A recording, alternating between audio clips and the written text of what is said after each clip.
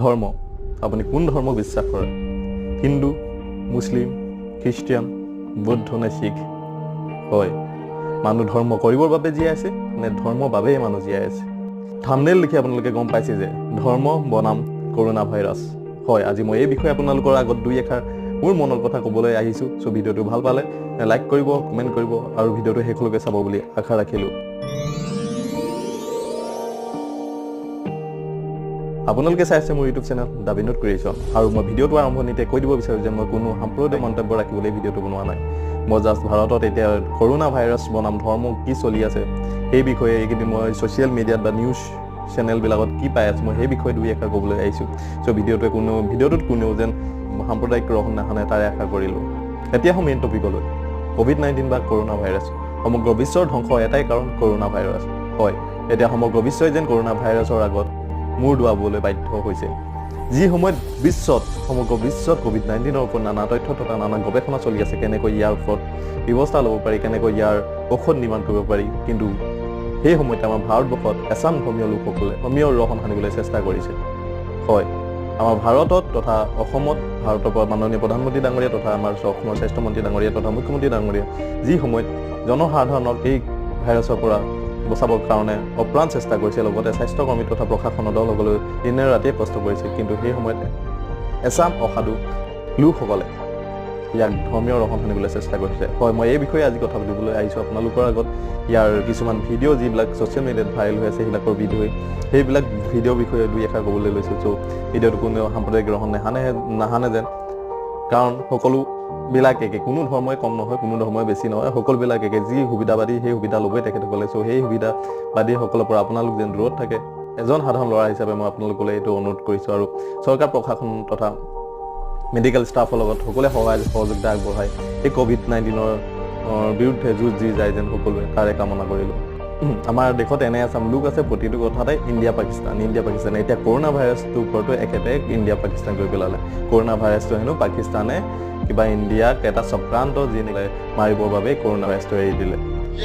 Corona virus कहां से आया मैं आपको बताता हूं। पहले हम पीड़ित थे, जो जिस देश ने कोरोना वायरस फैलाया है वो पाकिस्तान है।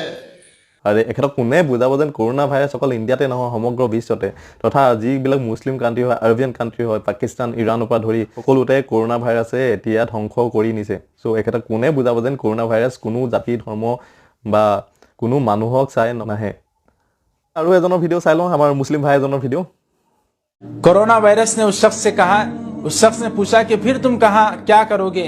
उसने उस शख्स से कहा, तो कोरोना वायरस ने कहा कि मैं फिर जाऊंगा हिंदुस्तान, और वहां पर जो लोग जुल्म कर रहे हैं, मुसलमानों को जो सता रहे हैं, जो मुसलमानों को हिंदुस्तान में तड़पा रहे हैं, और जिस तरह मुसलमानों के साथ वो लोग खून की होलियां खेल रहे हैं, उन पर मुसल्लत होगा।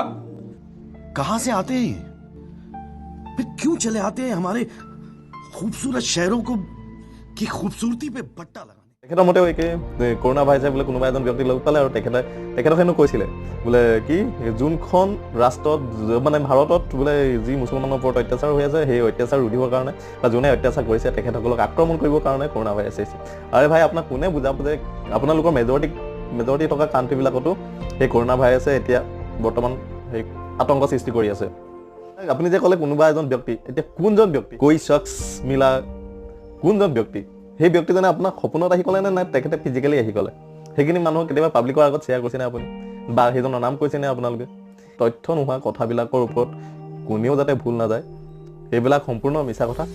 আৰু এটা নিউজ পালোঁ কালি, মই নিউজৰ কিছুমান স্ক্ৰীনশ্বট আপোনালোকক দেখাব বিচাৰিছোঁ। চ' দিল্লী নিজামুদ্দিনৰ পৰা যিসকল লোক আহিছিলে তেখেতসকলৰ আমাৰ গোলাঘাট জিলাৰ কেইজনমানৰ পজিটিভ পোৱা গৈছে। গোলাঘাট হস্পিটেলত ৰখা হৈছে, তেখেতসকলক কোৱাৰেণ্টাইনত ৰখা হৈছে। চ' তেখেতসকলে কি কৰিছে, মেডিকেল ষ্টাফৰ গাত ওপৰৰ পৰা থু পেলাই দিলে। এই থুৰ পৰাও বীজাণুটো বিয়পিব পাৰে বুলি মেডিকেল ষ্টাফসকলে কৈছে। চ' তেখেতসকলে এই ভাইৰাছটো বিয়পিবৰ কাৰণে ওপৰৰ পৰা থু পেলাই আছে। প্ৰশাসনে কেইবাবাৰ বাধা দিয়াৰ পাছতো তেখেতসকলে সেই বাধা মনা নাই, তেখেতসকলে থু পেলাই আছে। মই তেখেতসকলক ক'ব বিচাৰোঁ যে সমগ্ৰ বিশ্ব, সমগ্ৰ দেশে, সমগ্ৰ অসমৰ চিকিৎসকৰ দলসকলে যিটো কষ্ট কৰি আছে দিনে ৰাতি, নিজৰ ঘৰ বাৰী এৰি, নিজৰ পৰিয়াল, নিজৰ ল'ৰা ছোৱালী এৰি, নিজৰ মাক দেউতাকক এৰি যিটো কষ্ট কৰি আছে, আপোনালোকে এবাৰ হ'লে ভাবক তেখেতসকলে কিটো কষ্ট কৰিছে আৰু মেডিকেল টিমত আপোনালোকে টাৰ্গেট কৰি যি খুৱাইছে মই ক'ব খুজিছোঁ যে তেখেতসকল মেডিকেল টিমত কোনো জাতি ধৰ্মৰ লোক নাই মেডিকেল টিমত আছে মানুহ তাত কোনো ধৰ্ম লৈ বা তেখেতসকলে হেৰি নকৰে হয়তো তাত আপোনাৰ মুছলিমো থাকিব পাৰে হিন্দু থাকিব পাৰে খ্ৰীষ্টিয়ানো থাকিব পাৰে শিখো থাকিব পাৰে সকলো ধৰণৰ মানুহ থাকিব পাৰে আপোনালোকে সেই মানুহখিনিৰ ওপৰত টাৰ্গেট কৰি থু পেলাইছে তো এখেতসকলক আপোনালোকে যিটো থোৱাইছে সেই থোৱা ঘটনাটো সঁচাই গৰিহণাযোগ্য এইটো থোৱাব নালাগে আপোনালোকে মেডিকেল ট্ৰিটমেণ্ট কৰক মেডিকেল চিকিৎসা লওক আপোনালোকে নিশ্চয় ভাল হৈ আহিব এইটো সেই আপোনালোকে ৰিকভাৰী হ'ব আপোনালোকে চিন্তা কৰিব নালাগে আপোনালোকে মাত্ৰ কেইদিনত 14 দিনৰ সময় দিছে এই 14 দিন আপোনালোকে থাকক মানুহৰ গাত যেনেদৰে চুগাৰ হয় প্ৰেছাৰ হয় তেনেদৰে এই কৰোণাও এটা ভাইৰাছ এই ভাইৰাছ সকলোৰে দেহতে হ'ব পাৰে কিন্তু গৱেষকসকলৰ মতে কম বয়সৰ ল'ৰা ছোৱালী বা কম বয়সৰ শিশু বা 60 বছৰ ঊৰ্ধ্ব লোকসকলক বেছি আক্ৰমণ কৰে চ' সেইসকল লোক মানে ডেকা বয়সৰ লোকসকলতকৈ অলপ বাচি থাকিবলৈ সতৰ্কবাণী কৰি দিছে চৰকাৰ তথা প্ৰশাসন তথা চিকিৎসকসকলৰ পৰা তো এইখিনি ৰুল মানি চলিবই লাগিব আপুনি ধৰ্ম দোহাই দি আপুনি কোনো ধৰ্মীয় গোড়ামী গোহাই দি আপুনি এই বেমাৰৰ পৰা বাচিব নোৱাৰে চ' সকলোৱে বাচি থাকিব লাগিব আৰু এখন মই এটাই কওঁ যে ছ'চিয়েল মিডিয়াবিলাকত যিকোনো ভিডিঅ'বিলাক আপোনালোকে শ্বেয়াৰ নকৰিব বা সেই ভিডিঅ'বিলাকৰ কথা আপোনালোকে বিশ্বাসো নকৰিব সকলোৱে চৰকাৰ প্ৰশাসনক সহযোগ কৰক লকডাউন দিছে ঘৰৰ ভিতৰতে সোমাই থাকক নিজৰ লগতে নিজৰ পৰিয়ালৰ সুৰক্ষাৰ কাৰণে আপোনালোকে এই কাম কৰিবই লাগিব কাৰণ এই কাম কৰিলে এই যোনটো কৰোণা ভাইৰাছৰ চেইনডাল সেই চেইনডাল ছিঙিব বুলি আমাৰ প্ৰশাসনসকলে তথা আমাৰ চিকিৎসকসকলে কৈছে চ' এই ভাইৰাছটোৰ লগত কোনো ধৰ্মৰ লগত তুলনা নকৰিব এই ভাইৰাছটো সকলোৰে বাবে বিপদজনক সকলোৱে সমানে নিয়মাৱলী মানি চলিব লাগিব প্ৰশাসনে তথা চিকিৎসকসকলে যি নিয়মাৱলী বান্ধি দিছে তথা অসম চৰকাৰ ভাৰত চৰকাৰে যি লকডাউনৰ ব্যৱস্থা কৰিছে সেই লকডাউনৰ ব্যৱস্থা অনুসৰি আমি সকলোৱে ঘৰত সোমাই থাকিব লাগিব আৰু কিছুদিনৰ বাবে যদি আপোনালোকে সহায় কৰে